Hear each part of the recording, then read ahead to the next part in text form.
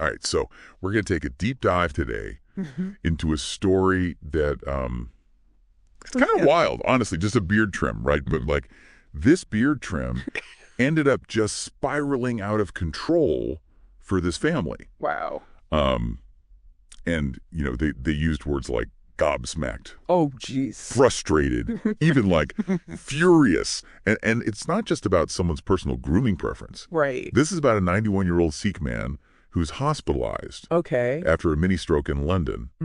And the beard has deep spiritual significance. I see. For him and his family. Wow. So we're going to explore kind of that clash between medical practice and cultural beliefs and how tricky it can get to respect those beliefs when someone's really vulnerable. Yeah, no, it's fascinating. Like when you think about how something as basic as hygiene care in a hospital can become just so emotionally charged, so much meaning tied into it. And it all goes back to the Sikh faith. And this practice of keeping hair uncut, especially the beard. Yeah. That's what I was reading about the Rehat Mariata, which is like their code of conduct, basically. Exactly. Yeah, it specifically forbids cutting any body hair for initiated Sikhs. It's not just like a rule, though. It's like, no, it's so much deeper than that. It's tied to their identity, their spirituality. It's sacred to them. Yeah, it's like, I don't know, like for a lot of Christians. The crucifix is a powerful symbol. Absolutely. So for Sikhs, their uncut hair, it's like...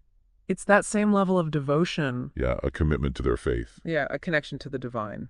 So picture this, you know, the family goes to the hospital. Yeah. They see their grandfather, and his beard has been trimmed. Oh, wow. During a routine sponge bath. During a bath. And this is a man who's kept his hair uncut for over 90 years. Oh, God. That's got to be just like... that's a huge... such a violation. Yeah, a violation of their belief. And it's not like they weren't informed or anything. The sources mentioned that they specifically had refused any hair trimming. So there was a communication breakdown somewhere? Huge breakdown. Yeah, and that's a really important point to bring up because this happens more often than you'd think, especially in healthcare. Right. You've got language barriers, cultural differences. Yeah. Sometimes patients can't even advocate for themselves.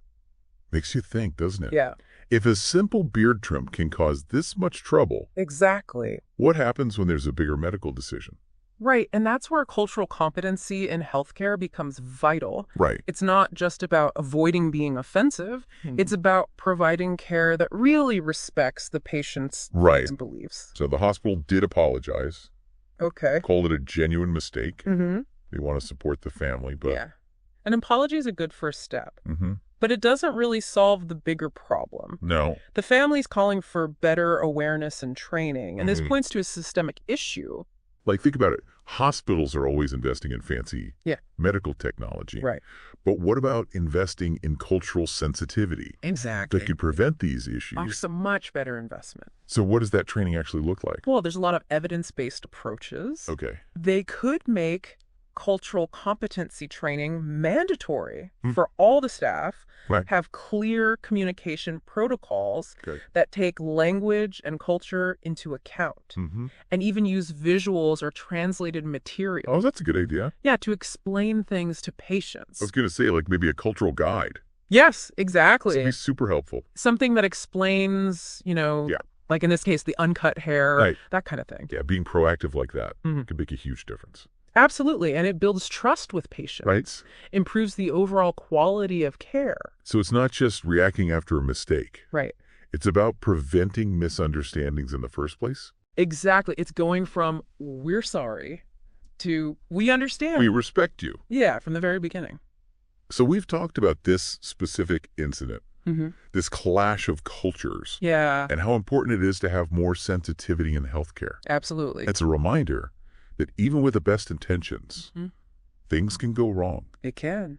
And this family's call for awareness and training is a huge takeaway. Huge. Patient care isn't just about medicine. Right. It's about understanding and respect. It's about the whole person. And their beliefs. Exactly. And if we zoom out a bit, this goes beyond just healthcare. It's about all of us being more mindful, having open conversations, making sure cultural sensitivity is just the norm. The norm, not the exception. Exactly. So here's a question for everyone listening. Okay.